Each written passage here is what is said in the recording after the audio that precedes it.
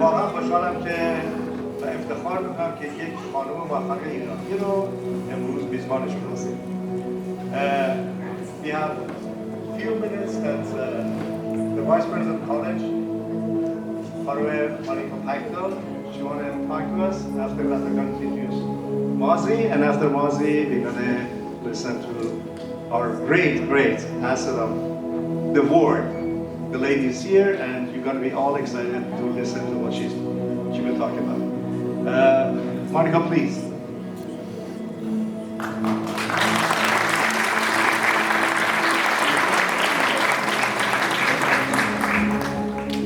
Good afternoon, everyone.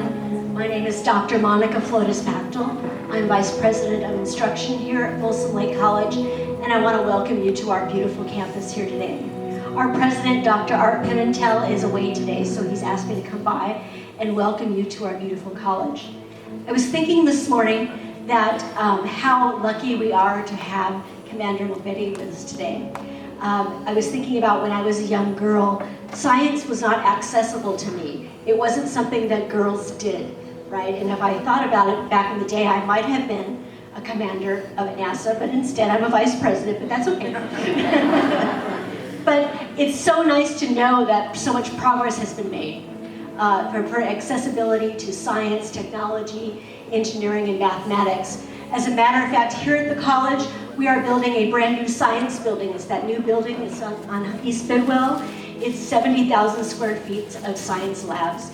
And so these are the exact ways we want to be able to accessible to our students, is making sure that science and technology is something that they can access, do well at, and succeed. And I think that's a really great example of Commander Moghbeli being here today, is that's an example of us, our hard work over the past few years of making it accessible to women, particularly in science. And so again, I want to thank everyone for being here today. It's going to be exciting, it's going to be a packed house, which is wonderful. And again, welcome to Folsom Lake College. Thank you, خب دوستان همه آقای مازیار شیراخ رو میشناسید. We all know him. He's very well known. He's on radio every Thursday morning. Sometimes he'll skip, but that's okay. We can live with it. Very knowledgeable. The reason that we have Khanum Moghbeli here tonight is because of his hard work. He really worked hard for almost 6 months for us to have that opportunity.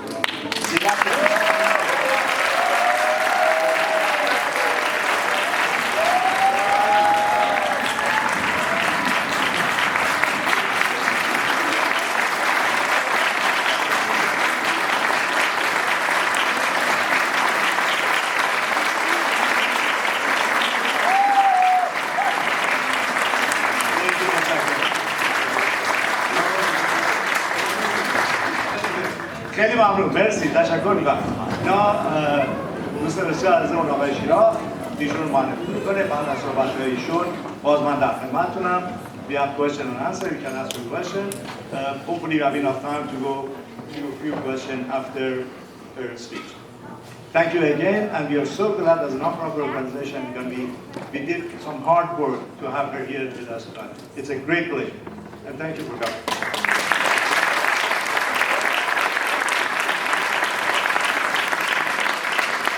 So I have some brief remarks, and then I'm going to turn it over to the commander. My name is Mazi or Maziar Shiraf. I'm a senior engineer. I work for the California Energy Commission. So a lot of people worked, for several weeks or months to make this event possible. So I wanted to recognize that. And first and foremost, were several of my colleagues at the California Energy Commission and the California Natural Resources Agency. And we actually had another event this morning for the state officials. So this is the second event we're having. In addition to that, I really want to appreciate or thank Mr. Gochani, the Iranian American Cultural and Educational Center, Bamdad Radio, Mr. Tobi, Khanum Azida, Khanum Niki, و همه کسایی که به ما اونجا کمک کردن. We're going to have most of our program today in English because there are people here who don't speak English, and Commander Moghbeli's Farsi, I'm sorry.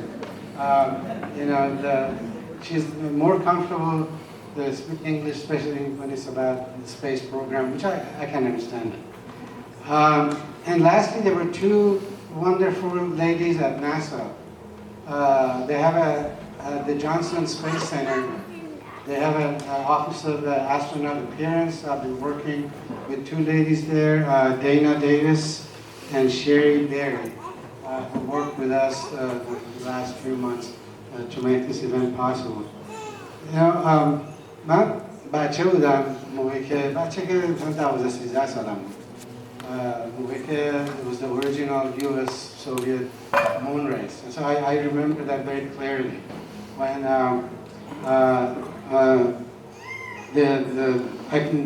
Apollo 11 که دو تا فضانورد داشته نیل آرمسترونگ Buzz Aldrin.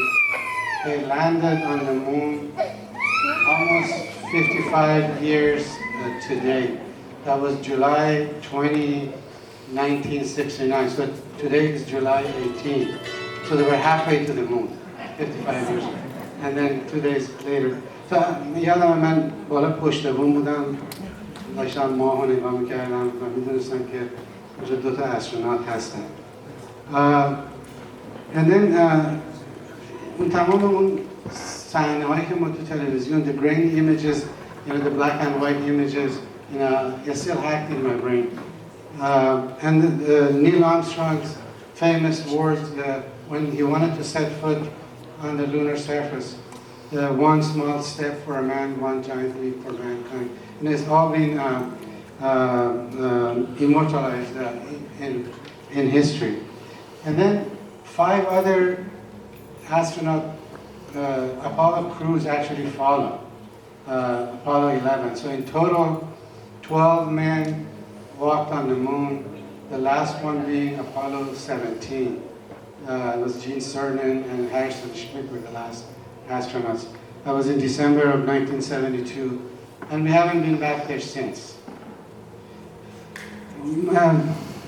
As incredible and history-making as these events were, there was one conspicuous absence, and that was the absence of a woman moonwalker. All 12 people who walked on the moon back then, they were all men who came from various military services.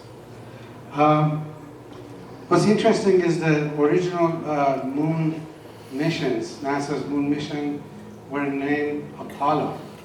In the Greek mythology, Apollo is the son of Zeus, Farsi. In the Roman mythology, it's called Jupiter. Zeus and Jupiter are the same thing. And Jupiter is also the name of the biggest planet in the solar system, because he was the god of gods. So Apollo was the son of Zeus. And they took 12 men to the moon. Now, half a century later, the next NASA missions to the moon are named after Artemis. Artemis is the daughter of Zeus and the twin sister of Apollo. She's also the goddess of the moon. How cool is that? And surely the goddess of the moon, when she goes back to the moon, she's going to take the first woman astronaut and the first person of color to the moon, with her.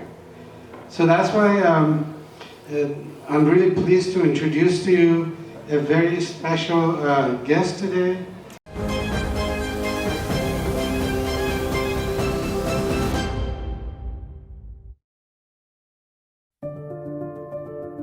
I still wake up every morning and it feels like a pinch me moment to think that I'm actually an astronaut right now.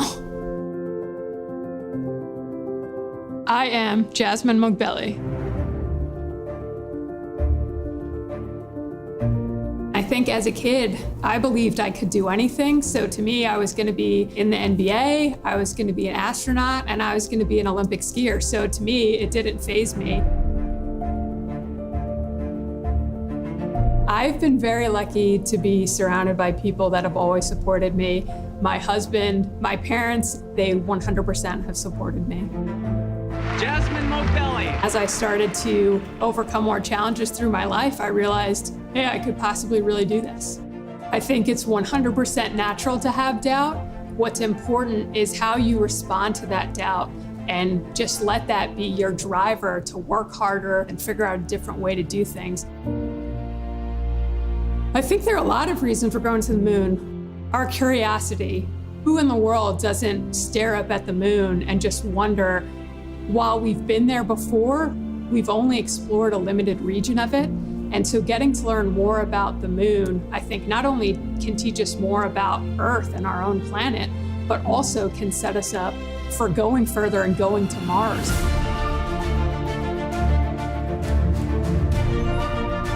And when you talk about the way we want to go to the moon for Artemis, one, going to the lunar South Pole, just landing on that South Pole with the lighting conditions. There are permanently shadowed regions, so we can't use solar energy necessarily. What resources are on the moon that we can use? How much of them are there? How can we use a base from the moon to go further? Anything that might jeopardize the mission, whether I'm on it or not, those are the things that kind of keep me up when I lay down at night, and those are the things that I think about. It's a deep question. Who am I?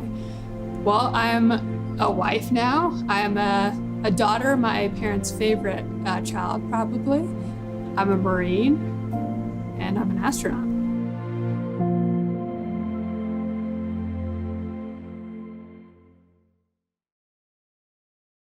Like many of us who left our home country, Commander Moghbeli's parents left Tehran, Iran, after the events of 1979.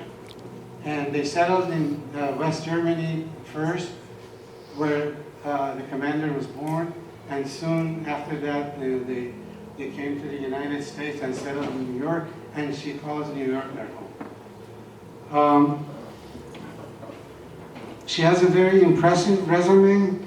She attended MIT and Naval Postgraduate School, earning a master's degree in aerospace engineering. She is a Super Cobra attack helicopter pilot and a Marine Corps test pilot.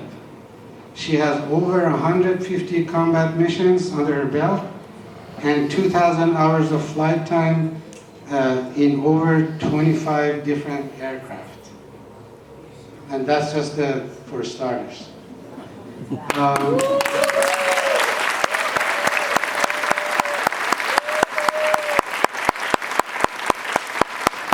Recently, on August 26, 2030, Jasmin Moghbeli was launched to the International Space Station as the commander of the NASA's SpaceX Crew-7 mission. And so she spent 6 months up there as the commander of the mission. She returned to Earth nearly 6 months later in February of 2024. And most notably, she's a shining example of full human potential once the artificial shackles have been removed, inspiring young people everywhere to fulfill their dreams, that even the sky is no longer the limit. So with that, I am deeply honored to present to you Commander Moghbeli.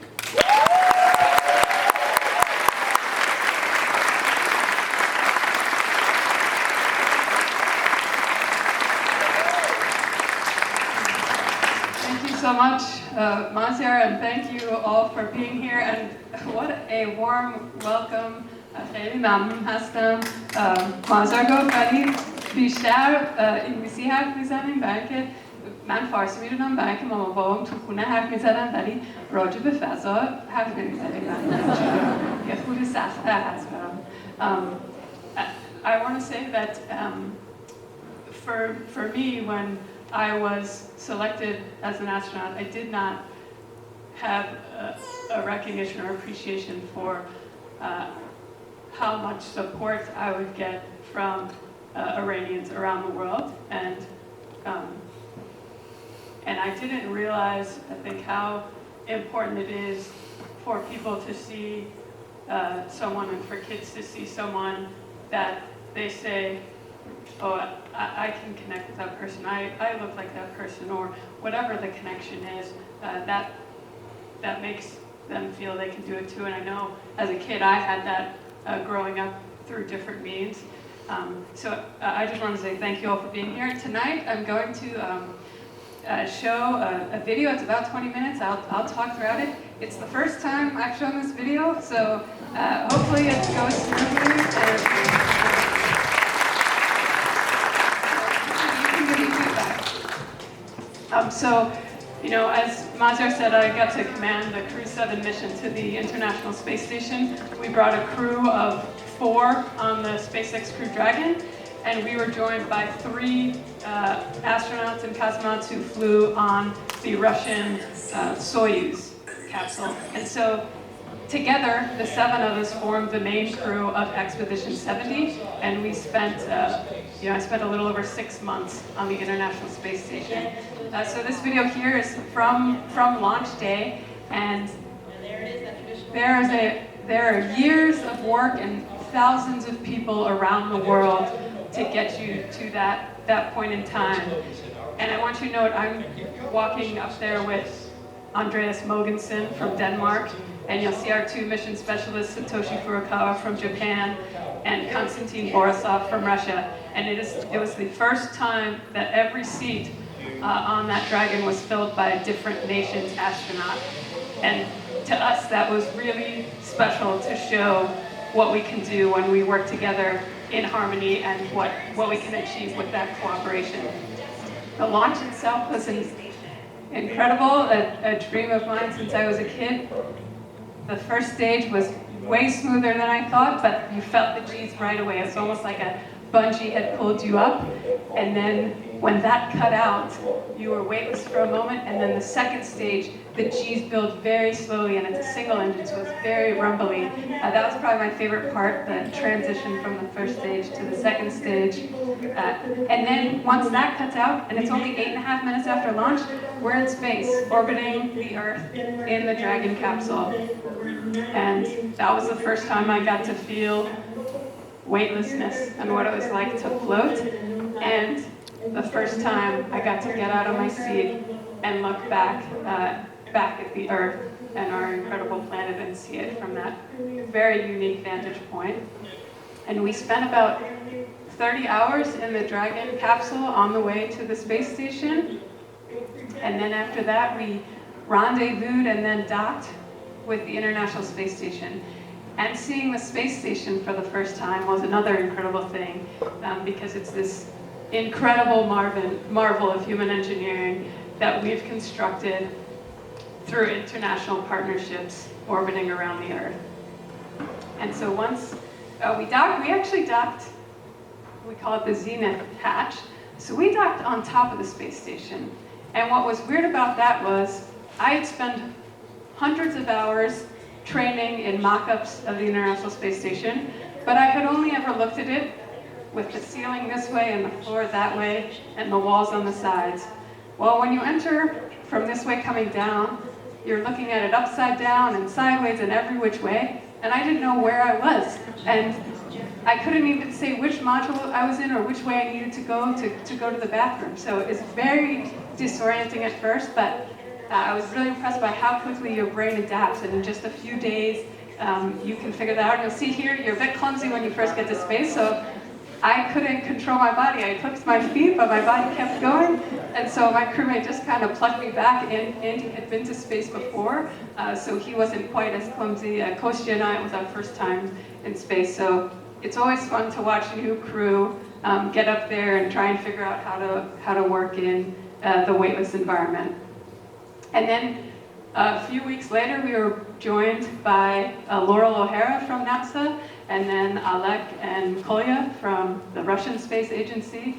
They launched on a Soyuz spacecraft, and their arrival at space station meant that Frank, Dima, and Sergei could go home. They were relieving them of their duties and they could go home. And why that was really special was Frank, Dima, and Sergei had launched expecting to do a 6-month mission, but their spacecraft had a leak a few months in, so they ended up doing over a year in space. So they were away from their families, their loved ones, missing a lot of key events in that time. So we were all very relieved when Laurel, Alec, and Kolya showed up, and we knew that we could finally send Frank, Sergey, and Dima home to their families who, they missed incredibly and who missed them very much. And for me, it was really exciting because Laurel, who you see here floating through the hatch, is one of my great friends. We were selected together. We were in the same class of astronauts. And so I got to spend a good 5 months of the mission with one of my best friends. And her, Satoshi, Andy, and I worked on the USOS side of the space station, and Kolya, Alek, and Kostya worked mostly on the Russian segment, but we did a lot of activities together as well. The space station, for those who don't know, it's a laboratory that orbits around the Earth. So its main mission is science, and we do a wide array of science, from studying our own human bodies, the effects of weightlessness and radiation and isolation and all the things that come with space on our bodies, so we can understand how do we go further in space, but also we learn a lot of things that end up helping us back here on Earth. We do a lot of life sciences and medical research. We did studies on brain organoids while I was up there, liver tissues, bone marrow stem cells, and all sorts of things. And that allows us to find medical treatments and preventions for various things that impact those of us here on Earth. We study different materials. We produced fiber optic cables while I was up there. We studied different phenomena like combustion, because you can study it more purely without the impacts of gravity and understand those phenomena better. We have a lot of experiments mounted on the outside of Space Station that look back at the Earth and look at the atmosphere and the ozone, the aerosols, carbon dioxide levels, vegetation levels. And those help us understand our home planet and how to take care of it better. And then we have a lot of really cool technology demonstrations. One of the coolest ones I like to talk about is the biofabrication facility. So I thought 3D printing was cool, but this is a 3D printer that uses cells as its ink. And while I was up there, we were working on printing miniature hearts. And so it wasn't fully successful, but they have been successful in some other printing. And I just think about the fact that once we can do that, I mean, it's just a game changer for us here on Earth and going out on space missions where we're removed from Earth. And so, yeah, that is the primary objective of the space station, is to conduct the science, the research, and those experiments come from all over the world. They're submitted. But as part of living in space, we also have to take care of the space station. And sometimes that means doing maintenance on the inside, but sometimes, like during these spacewalks you see here, that means fixing or upgrading something on the outside of Space Station. And there are times we can do that with the robotic arm, but there are also times when we need to go outside. And so here you see myself and Laurel O'Hara went on our first spacewalk together, and we were fixing some things on the solar arrays and a camera and various other things throughout the mission. But that spacewalk, I've done a lot of pretty cool stuff in my life, but that was definitely one of the most intense, over-the-top experiences. You can see me on the right, lower right of the screen with the red band, and Laurel was on the left there. And so another thing about the spacewalk is I probably went through all the ranges of emotion possible for a human. We were out there for about 6 hours and 40 minutes with the Earth right below us, and you're just relying that you've set up your tethers correctly, and you and your crewmate are doing things correctly so that you don't accidentally float off or damage some part of the space station. So I can say it was an amazing time, but probably also the most terrified I've been. And here you can see I'm on the lower right by the solar arrays, and Laurel's on the left. And when I got to get back in the airlock and I knew we were both safely back in the airlock, I felt hugely relieved that I knew we had completed our task and gotten back in safely. And then life on station, so we have to take care of our bodies. We work out 2.5 hours every single day. This is the ARED, the resistive exercise device. We work out 1.5 hours on that every single day. And then we do an hour of cardio, either on the treadmill you see here or the bike you're about to see. And that's to maintain our bone density, our muscle mass, our cardiovascular health, all those things that we're not using our muscles and our bodies in the same way we are here on Earth every day just by walking around. Basic things like going to the bathroom become a bit more complicated in space without gravity pulling you down. Things like haircuts, we're the barbers, we're the spas. So on the left you have Salon de Jazz, and on the right, Laurel's O'Hara. Those were the 2 salons in town. Daily routine stuff, it's similar but different. I would do the same type of things, like wash my face, take my meds and things like that, but everything's a little different. The water just sticks in lines on your body, and the pills you can just float out. So some things more difficult, some things more fun. Hair. I thought hair would be easier. It got really tangled, got everything caught in it, and got caught in all the Velcro, and I broke my hairbrush a 1.5 months into the mission, and it turns out NASA does not send redundant hairbrushes. This is our crew quarters. So in that whole space station, this is our private space. Like this is our room here. It's about the size of a phone booth, and you can see we're all in different directions. I was down on the bottom crew quarters. Here you see the cupola. That's every astronaut's favorite part of space station. We have 7 Earth-looking windows, and here I was reading a book to my 3-year-old girls back home. And we just do little things to try and connect with our families while we're gone.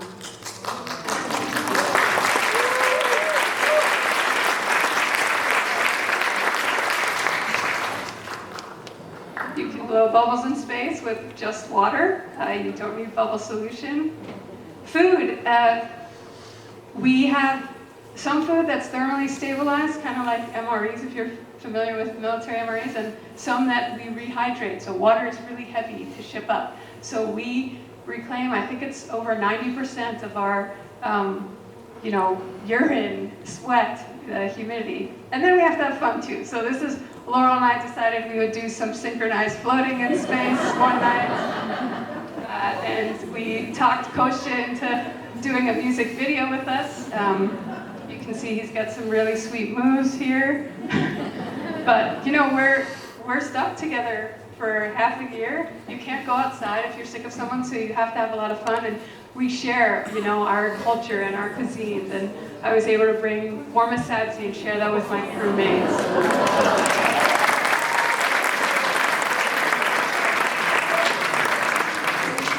Which they love, by the way. Satoshi said it was his favorite meal on the space station. And yes, it did smell. But we share the holidays together, and just little things we can do to connect us back to home and connect us with each other as a crew. And then I mentioned the cupola earlier, so that's again the favorite part for everyone on Space Station. It is these 7 windows that look back at Earth, and when you see the Earth in that way, you see how beautiful it is, how alive it is. I was telling people earlier, you could pass over the same place, but on a different day at a different hour, the light looks a little different, or the clouds look a little different, or the sun is at a different angle, and it's just constantly changing. We saw the seasons pass. It was so obvious. In the span of a week, all of a sudden the northern hemisphere was white and covered in snow.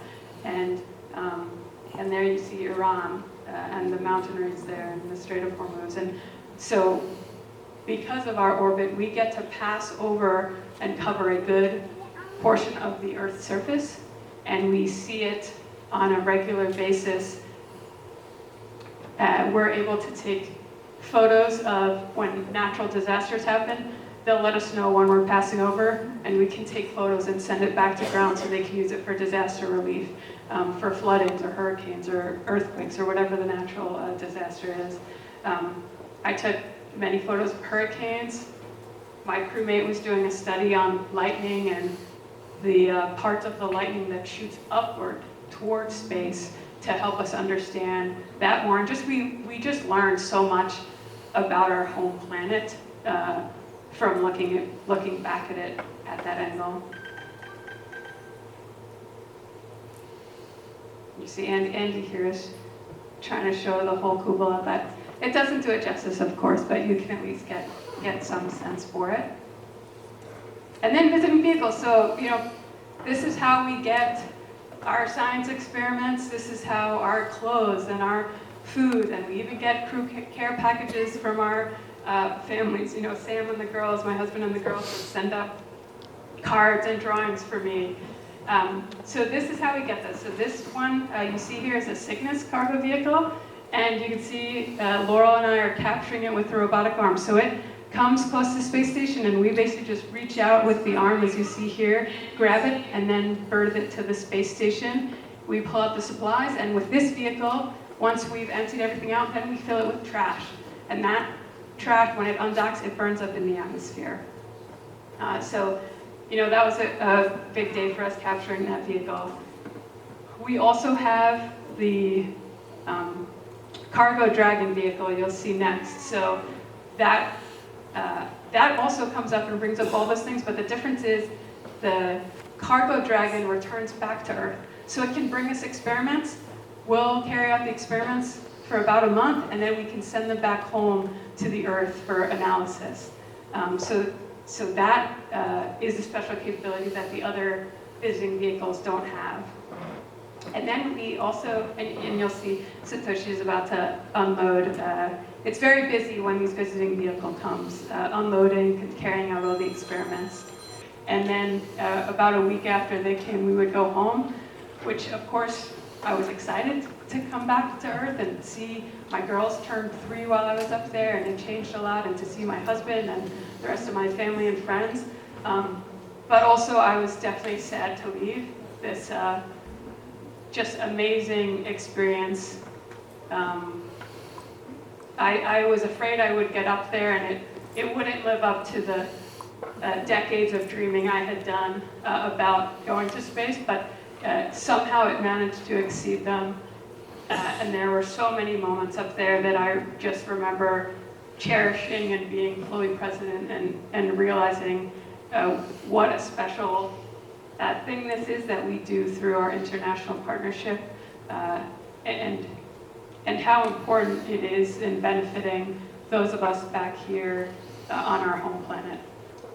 And then, so this is the journey home, which I was lucky. I didn't get sick on the way up or down. Some people get sick on one or both. So for me, this was just very interesting. You've been weightless for 6 months, so your neurovestibular system is off. You're not used to feeling the weight of things, and so as the commander, I would call out how many G's we were under on the return, our altitude, time to splashdown, and I remember looking up and calling out 0.2 G's and feeling like it was 2 G's. And we were going to 4.5, so I was nervous if I would even be able to keep talking. And then we splashed down, and you can see in that video a moment ago, the water was totally calm. To us, it felt like we were rocking 45 to 60 degrees each direction. When we landed and they handed me my shoes, it felt like dumbbells. My head felt like a bowling ball. You're totally unstable. My mom told my girls, be careful when you first see mommy. She needs to get her land legs back. And the girls, when they first saw me, were just staring at my legs. They didn't get the same. They thought maybe my legs had disappeared, so I thought that was really funny. And then a few weeks later, Laurel returned as well, which after having spent every single day Satoshi, Andy, and I had spent every single day with her for months. We definitely missed her, and we're excited to welcome her home. And you'll see here the photos of the different crew I flew with. I flew with 21 different crew members over 199 days in space from 10 different nations. And it was just an incredible experience. And I'm really proud of the team back on Earth that supported us, that allowed us to do that mission, and the rest of the crew I was up there with. So with that, I will, I guess, hand it back over for questions.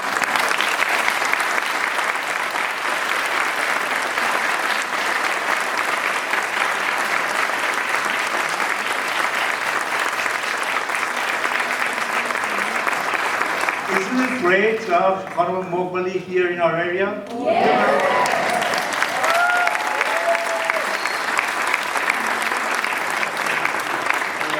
Before we go to question and answer, there are a few people that I'd like to appreciate their attendance and their support towards everything that we do in our community.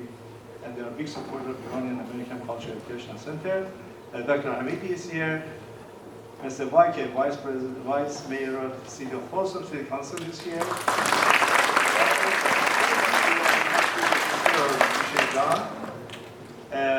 We have Khanem Nasia Namdar here, Mr. and Mrs. Rahimian are here. Khanem Hikmat, great supporter of everything that's happened in the community. She's one of the main persons, and she's very active, and we are so honored to have them here. And all of you guys, یه دست به افتخار خودتون بزنید.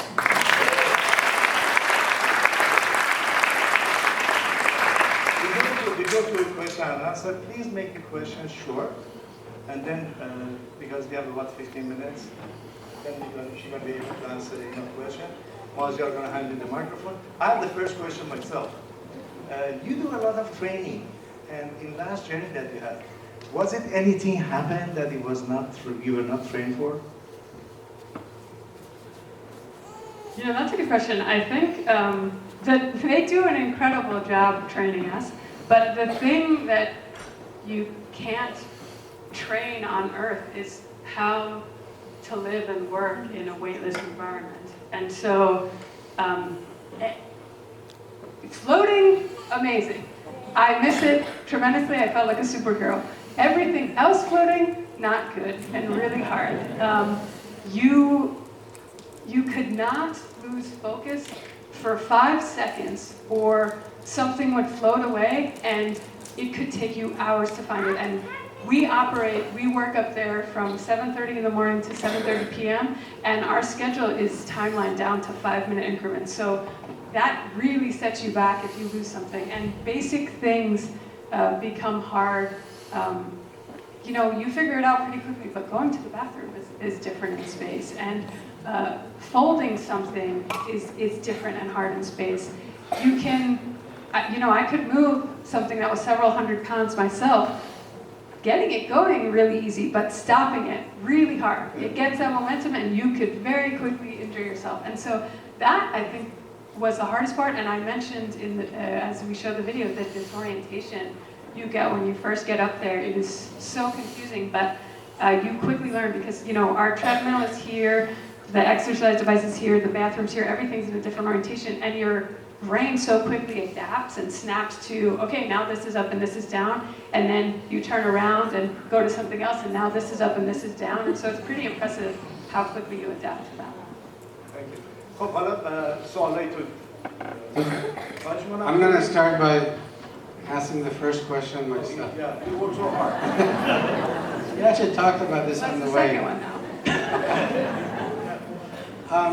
So many nations are going back to the moon. It's almost like a second moon race now. China is sending spacecraft, India, Japan, but they're all going to the south pole of the moon. The original Apollo moon landings are all centered around the lunar equator, but now we're going to the south pole. And my question to the commander is, why is that? And will we be able to use the resources of the South Pole peacefully? It's very analogous to the Antarctic Treaty. So can you talk about that a little bit, please? Sure, absolutely. So You know, it's interesting. The same reasons that going to the lunar South Pole are difficult are the same reasons we want to go there. So the lighting conditions, because of the sun angle, much more difficult for a landing mission, or for, you know, if you want to use solar power, makes it much more difficult. The terrain in the South Pole is very tumultuous, I guess, a lot of craters. But that's the exact reason we want to go there, is because of that terrain and those sun angles. There are permanently shadowed regions, and we are hoping to find ice in those permanently shadowed regions. And ice, of course, gives you water. You can break it up to make oxygen to breathe, to make hydrogen and oxygen to use as a propellant. And so it's a tremendously valuable resource. And going to the moon, learning how to operate there and using that as a platform to then go on further to Mars. In terms of the resources, so we've had, I want to say it's about 36 countries now signed onto the Artemis Accords, and those, it's basically trying to set us up to explore outer space peacefully and in a respectful way where we are using resources, so you can find a resource and use it, but you're using it in a sustainable, transparent way. You're being very open about your operations and the research, the outcomes of research and things like that. And so those Artemis Accords, which also tie back in some ways to the Outer Space Treaty, we hope to do it in a responsible and peaceful way. Great.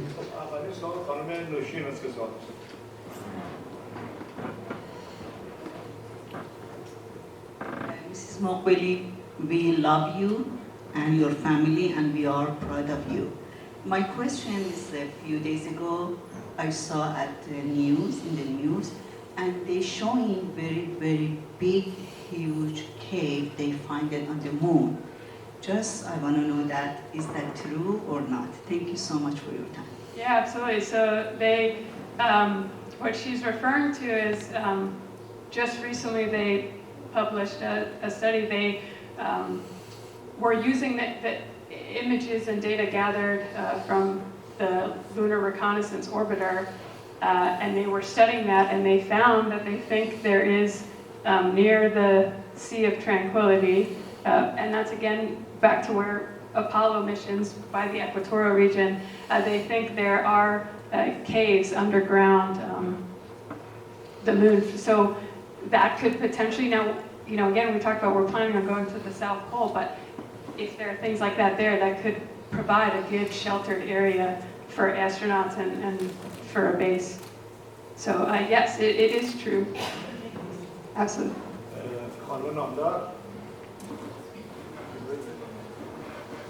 Commander Moghbeli, first of all, I'm going to echo what that nice lady said. We're so proud of you. I'm a journalist. I have followed your career from the start. You make us so proud as Iranian Americans. So kudos to you for all that you've accomplished. Thank you. I have so many questions, but I'm not going to play the role of a reporter right now. I'll just be very civilized and ask two questions. Number one, it's kind of on the disgusting front. Human waste. One bathroom, all these astronauts. How difficult was it to navigate that? What happens to that human waste? Is there potential for floating human waste? Sorry, I'm going to ask the questions that nobody wants to ask. And what is next for you in your career path? You have already achieved the unimaginable for so many of us. Incredible things you've already done. After this, where do you even go after this, and what do you dream about now, since you've achieved this dream? Thank you. So I'll start with the human waste question. And it's not an uncommon question, to be honest. We have, you saw it very briefly there, it's called the WC. That's our toilet on Space Station. And it has a funnel and it has a canister. Funnel is for number one, and it uses suction to pull it down since you don't have gravity. you do have to be careful. And it's funny, before I flew, one of the other women astronauts spoke to me and said, you need to just aim and go. Like, you don't want to dilly-dally, you want to go full force, because otherwise it pulls on your back. And so you need to just go. Yes, lovely. And number 2 basically goes, again, we use suction, but it goes in a container, a metal container. And when that metal container is full, we empty it. We don't empty it, we change it. So we seal one container, we take it out. It eventually, once we have a Cygnus vehicle to trash it in, it goes in that and will burn up in the atmosphere. And we put in a new empty container. The urine, to go back to that, we reclaim most of it for drinking water. So urine, sweat, humidity, we reclaim, I don't remember the exact percentage, but it's about, I want to say, over 90% of that is reclaimed and used for drinking water to rehydrate our food. What do you mean by reclaim? We recycle it. It gets cleaned out. It gets cleaned out, yep. We separate brine out, and we drink it. And so my future, I don't know. So right now, I just got back a couple months ago. So right now I'm post-flight. I don't even know what my next job. We have jobs in the astronaut office. Before this mission, I was working on the HLS, the Human Landing System, the lunar landers. I don't know if I'll go back to that or somewhere else. I hope to fly more missions. I would love to be on a moon mission, certainly. I would love to go back to the space station. Really, I would love to do any mission. So I'm hoping to get at least a few more missions during my career. I was just having this conversation with her in the car. She is part of the Artemis astronaut group, whose mission is to go back to the moon. Now, they just announced the Artemis 2 crew. Fortunately, she was not on it, because Artemis 2 is going to the moon, but it's going to orbit and come back. It's not landing. Artemis 3 and 4 and 5. You want to talk about, the process that they go through for selecting astronauts for these crews? Yeah, sure. And really, anyone in the astronaut office can be assigned to these Artemis missions. And as Mazar said, the Artemis 2 crew, we have 3 US NASA astronauts, 1 Canadian astronaut. So again, we're doing this internationally with our partners. They will go orbit and come back. We're planning on, there's like a whole infrastructure around this. We're planning on having a lunar gateway, so that's space station, but orbiting the moon instead of Earth.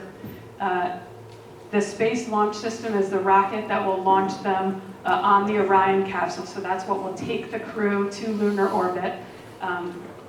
They can dock with the gateway, and that can hold our, be kind of a logistical base for us to stage things. And then they would get on the Human Landing System to go down to the surface of the moon. And we want to eventually build habitats there and have pressurized and unpressurized rovers, and we can basically use that. The moon is a couple days of transit. It's a couple seconds of comm delay. And so use that to learn before we go to Mars, which is months away.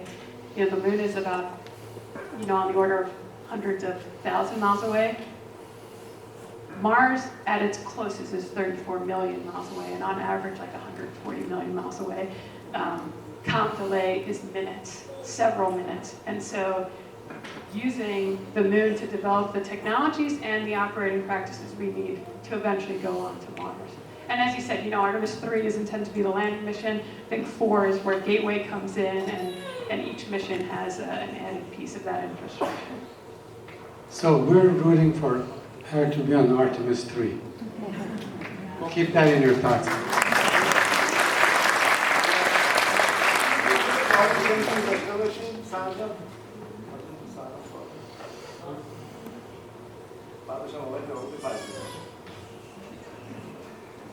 Thank you so much for being here. We are so proud of you, and just so happy that I was able to bring my kids here to see you and just to have this opportunity. My question was, there was a picture on social media, and we're wearing our NASA shirts. I know I was going to comment on that. I love it.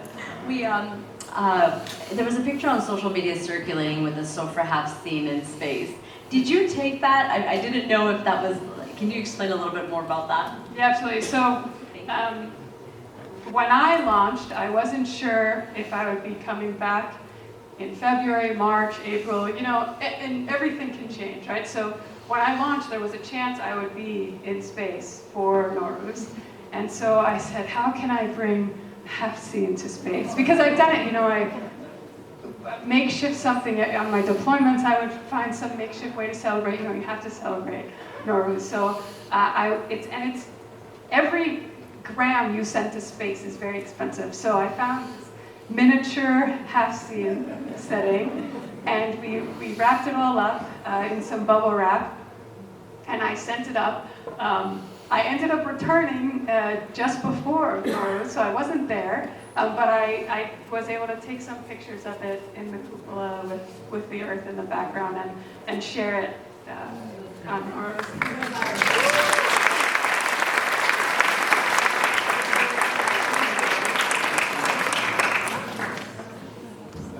Commander Moghbeli, your inspiration to all the Iranians and all the nations. My question is, I was lucky to be in your presentation this morning, and there's a lot of young kids here.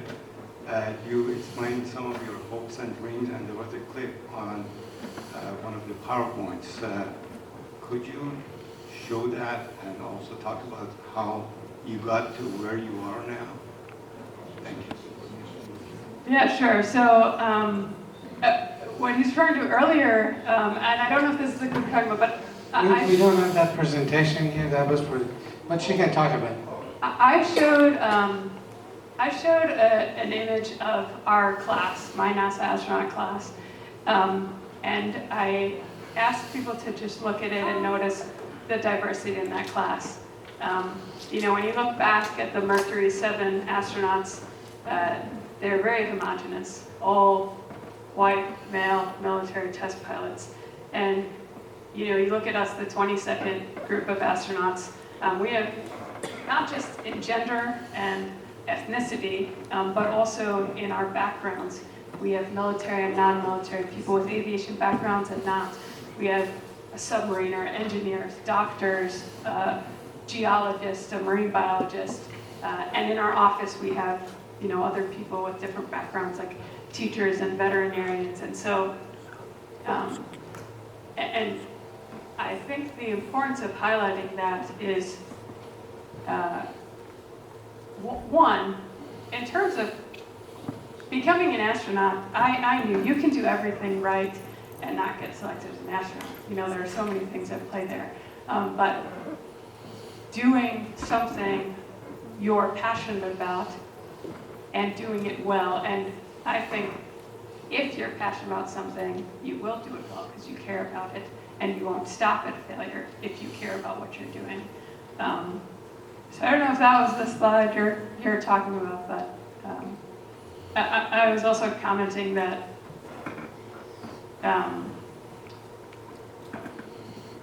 it's important to have, you know, there was a question earlier about being in, all my life I've been in male-dominated fields, and something it took me a long time to realize, and you know, I'm speaking especially to the young girls in the audience, was that I belonged in those rooms and that my perspective added value to the conversation. And so, you know, I see some younger women out here, recognize that your experiences that you have on a daily basis and those differences allow you to look at problems in a different way and to bring a different angle to solving them. And you shouldn't look at that as something to be ashamed of.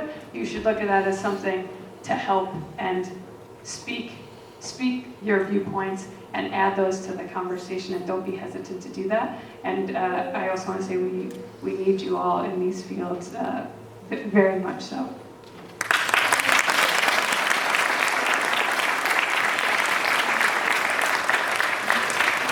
On behalf of Iranian American Cultural Education Center, which we all are part of it, we'd like to give you this appreciation award for coming to our area. Thank you.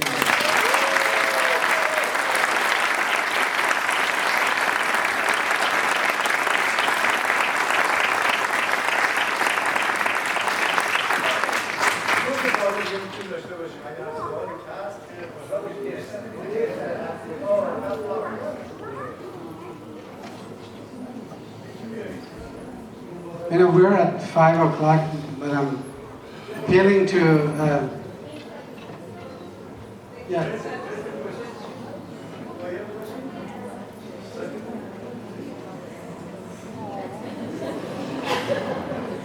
I have one question for you. Is like, can you FaceTime in space?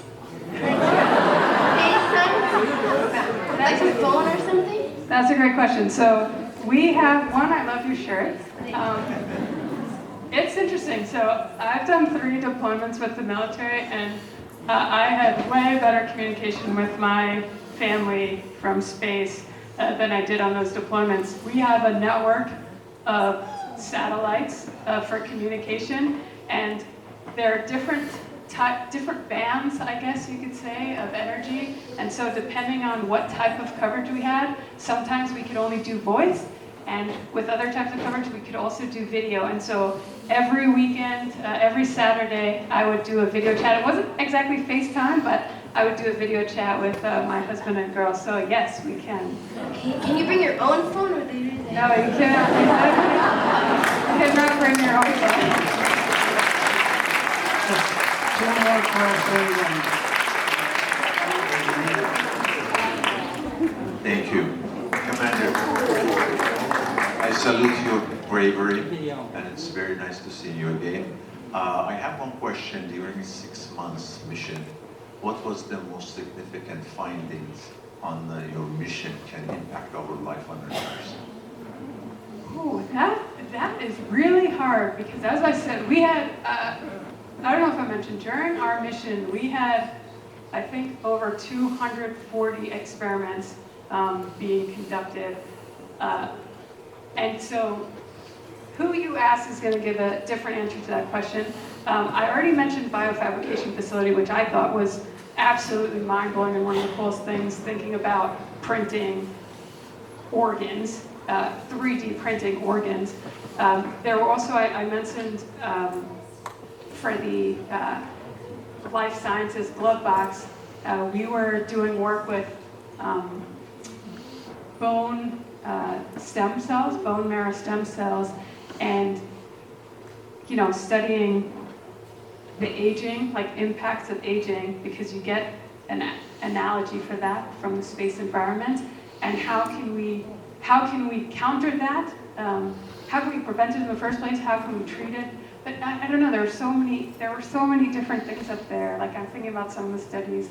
Even my crewmates did. The Axiom 3 mission did a really important study for cancer, which is, I think in my lifetime we've made so many medical achievements, and we've made a lot of medical achievements in cancer. But it's still, you hear the words cancer and your heart sinks, because certain type of cancers we still cannot treat to this day. And so that, I think, was a really important research experiment. And I got to meet one of the people on another trip who had been a part of starting that experiment. So it's really hard to answer, because there are so many different things.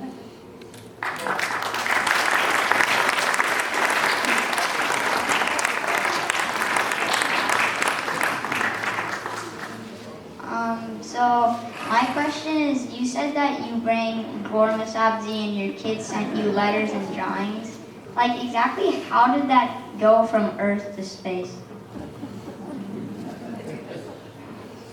Steal this back from you. Thank you for the flowers.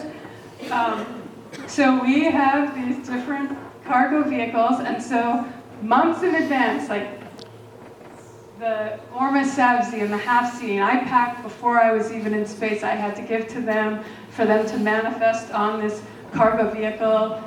Some stuff came up with me on the Crew-7 Dragon, but most of it came up on either the Cygnus spacecraft that met us up there. Actually, one Cygnus was up there when we got there and had already brought our stuff, and another came while we were up there and brought more stuff. And some stuff came on the SpaceX Cargo Dragon. So lots of different means, but yeah, it's pretty cool that we can send stuff up there.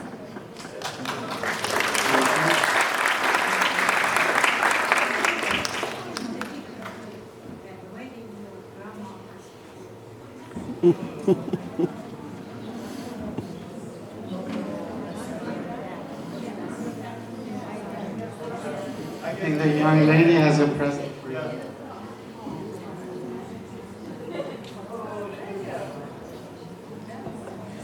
If you're up in space and you're like out of the spaceship and you're like going to fix something out there and like your cord comes like loose, do you just like float away or like does someone come get you? No, that's a good question, and this is why I said I was terrified during the spacewalk. So we put one safety tether back to the airlock, and it's a pack. So there are two 85-foot tethers. So you could be as far as, you know, there's some overlap in them. So really about 160 feet away from the airlock. So that's not what you want to rely on, because if you're not tethered down locally, so once we get to worksite, we also put down a local. We just have a waist tether that we put down. And you don't want to rely on that long one because then you'll just be hitting everything along the way. It'll drag you back. And then our last resort, if for some reason that safety tether isn't attached properly, you mess that up. And while you're translating, you don't have a local tether. So let's say you don't have that and you come off station. The last resort is, it's called a safer, but it's a jetpack basically. And you have just enough propellant to do it right the first time. So you need to get rid of anything and fly yourself back, and you have to do it correctly the first time, so you never want to be in that situation. When shuttle was flying, they could go retrieve the astronauts. With space station, it can't go get the astronauts, so you have to make sure you don't fly away. And thank you for this. One more question. Look at this drone.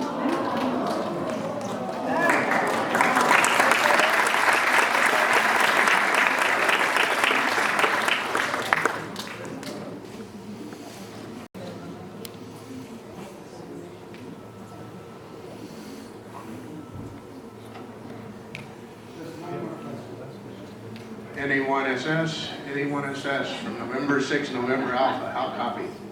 Oh boy, yes. So ham radio, we did a lot of ham radio. So what he's referring to is when we astronauts fly to space, we have the option beforehand of qualifying as getting certified as ham radio operators. And it's really fun. We have two ham radios on the space station, one in the European module, Columbus, and one in the Russian segment in the service module. And often on free time, astronauts will go use it if they're certified, or we'll do these scheduled passes a lot of time with school children where they're just rapid firing questions. And we usually get about 10 minutes pass from one horizon to the other. Thank you very much for talking to the girls and the Girl Scouts in Sacramento. Oh, yeah. Thank you.